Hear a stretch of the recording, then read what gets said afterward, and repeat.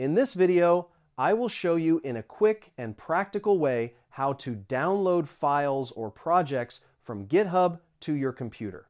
First, go to the GitHub website and open the repository you want to download. Once you are inside the repository, look for the green button called Code, usually located at the top of the page.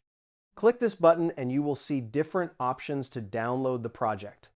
The easiest way is to click Download Zip, which will download all project files in a compressed folder.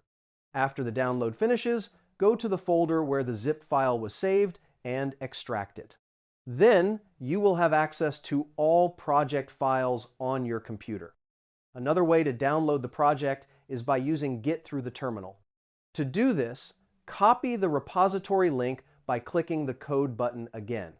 Next, open the terminal on your computer and type the command git clone followed by the repository link. After running the command, all files will be downloaded automatically to your computer.